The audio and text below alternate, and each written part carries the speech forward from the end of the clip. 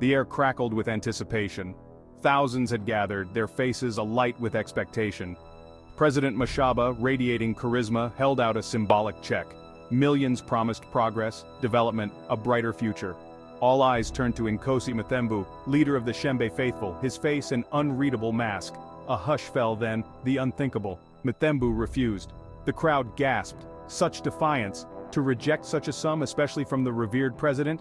Mthembu, known for his quiet wisdom, had spoken. The money, he declared, came with strings that would bind his people to an agenda not of their choosing.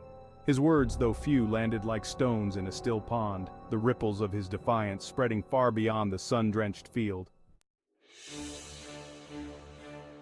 Within the church walls, whispers echoed. A faction emerged, their voices laced with concern. Mthembu, they claimed, was being manipulated, his judgment clouded by a close circle of advisors.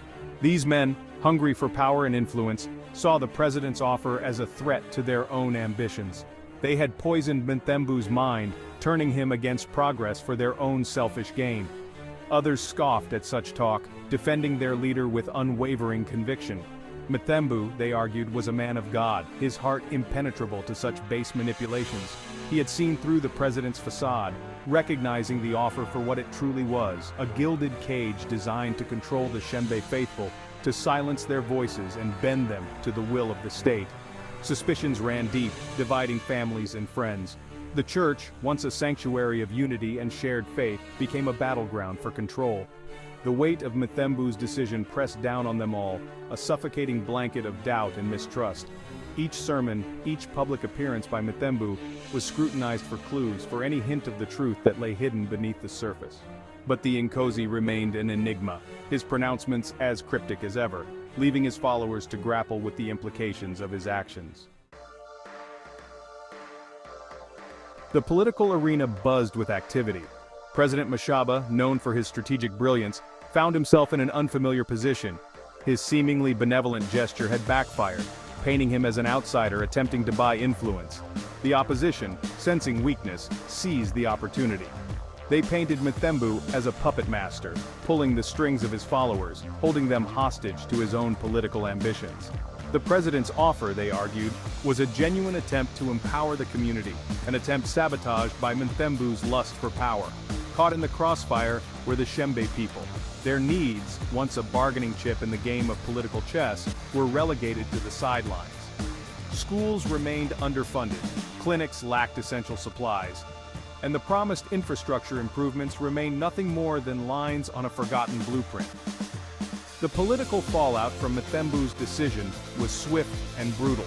The delicate balance of power, carefully maintained for years, teetered on the brink of collapse.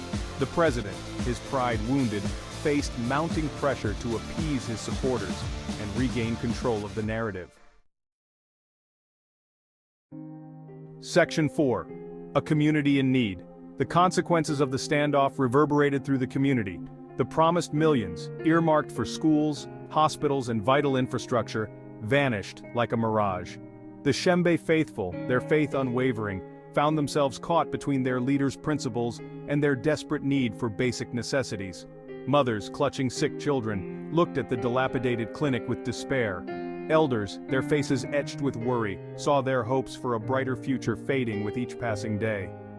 The weight of Mthembu's decision pressed down upon them, a heavy burden of sacrifice in the name of an ideal they struggled to comprehend.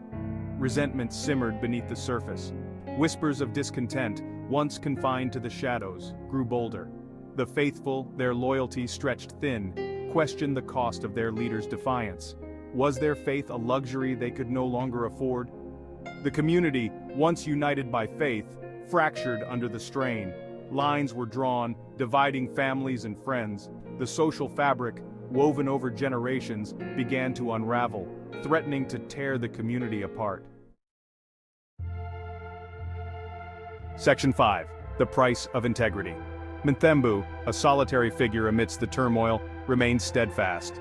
His sermons, once focused on spiritual matters, now addressed the crisis head-on. He spoke of integrity, of resisting the allure of easy solutions that came at the cost of their souls. The money, he reminded them, was a tool, a weapon designed to erode their self-reliance, to make them dependent on the very forces that sought to control them. His words, however, rang hollow for some. The tangible evidence of their plight, the crumbling schools, the overcrowded hospitals, spoke louder than any sermon. They questioned his wisdom, his understanding of their daily struggles. Was spiritual purity worth the price they were being asked to pay? The weight of his decision pressed down on Mthembu, a visible burden etched on his face. He had led his people into the wilderness, but the promised land seemed further away than ever.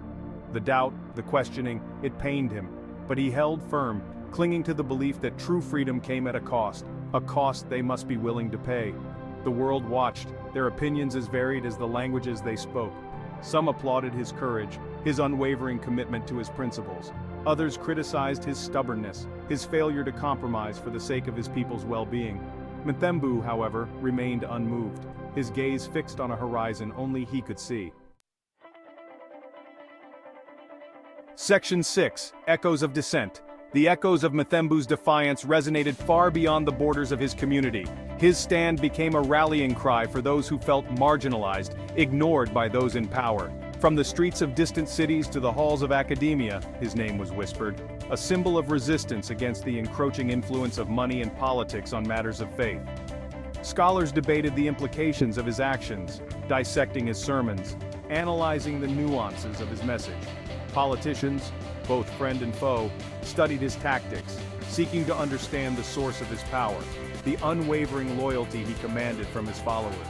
The debate surrounding Mthembu's refused to die down. It became a cultural touchstone, a prism through which to examine the complex relationship between faith, power, and the responsibility of leadership. His story, a stark reminder of the choices we all face in a world where lines are often blurred and the right path is seldom clear.